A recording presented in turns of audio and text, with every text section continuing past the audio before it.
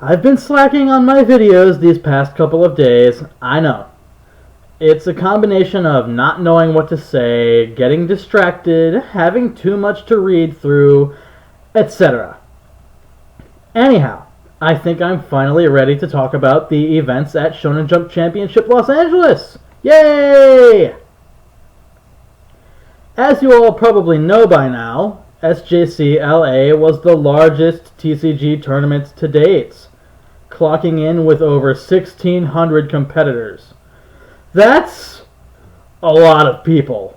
It's mind-blowing.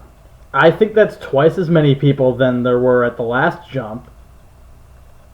I wish I could have been there. Seems sad that I wasn't, considering that there were several Europeans that showed up to play.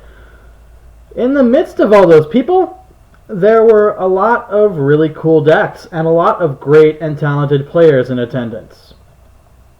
As I was expecting, Archlord Christia made a much bigger splash in the field, being used in multiple top 16 decks as well as many that didn't top, like the Christia draw deck that got profiled.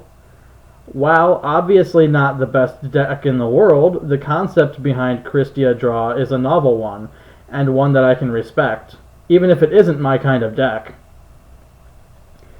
Dimensional Iatos was seeing a lot of play at LA, apparently.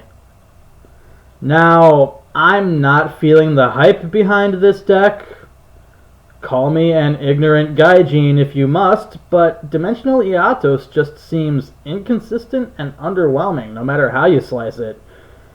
Sure, it's not a bad idea, and sure, it's solid anti-meta, but I guess that's the thing. I don't like decks that are solely about being anti-meta. Whatever. That Relinquished deck seems really cool. I was thinking of making one myself some time ago. The prospect of a Relinquished that only allows your opponent to play one monster per turn that it's just going to suck up anyway is priceless. I'm not really a fan of the Insect deck that got profiled for whatever reason. Junk and Debris got featured again, this time a Lightsworn variant. I am ecstatic that Junk and Debris is getting the recognition it deserves. I think the Lightsworn variant kind of goes against the whole consistency thing that Junk and Debris is all about. But hey, it works I suppose. It has a lot of outs to a lot of things thanks to Raiko. The Stun deck featuring Magic Planter was cool. I've been wanting to run that card somewhere. Seems like the best place. The Ojama deck is silly.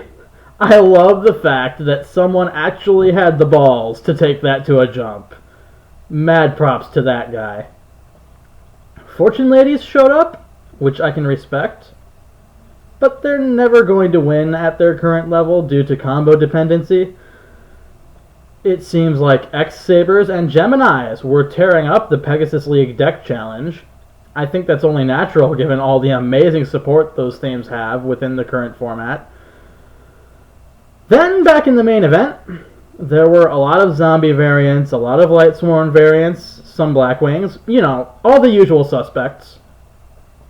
A lot of people were playing Deep Sea Diva and Tragodia. I was expecting that. Those cards are amazing. Enemy Controller sort of came out of left field, but I love the fact that it's back on the scene. The things that stood out to me the most: Richard Clark going 9-2 in Swiss with Disaster Dragon. Had this tournament cut to top 32, he would have been in it, and he would have been my pick for winning the whole thing. But he lost out on a top spot due to bad tiebreakers. I'm just really impressed with the deck. A lot of innovation. Clark knows his shit, and was trashing meta decks all day. Incredible stuff. I almost want to use dragons after seeing those feature matches. Whew. I think it was the player from Greece that was running a zombie and Lightsworn hybrid with no Judgment Dragon. That took me off guard, and I'm sure a lot of other people were too. I was actually expecting him to take the title. but apparently he got a match-breaking game loss due to slow play violations in the top 4. It's a pity. Scares me.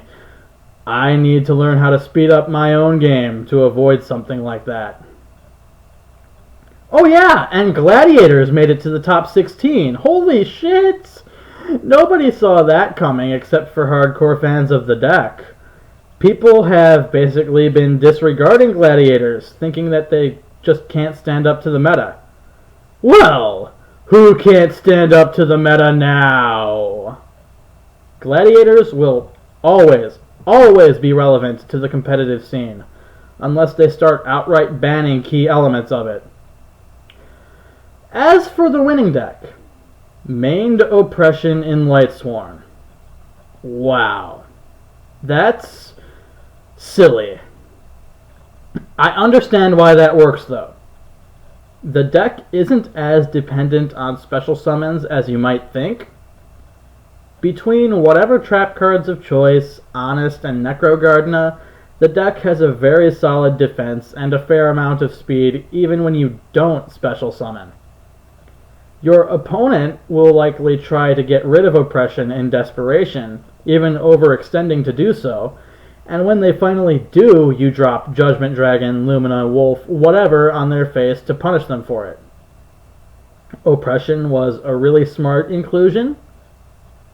Kind of ironic that Oppression is supposed to keep the meta in check, but instead it's only keeping the meta in control. Jeez.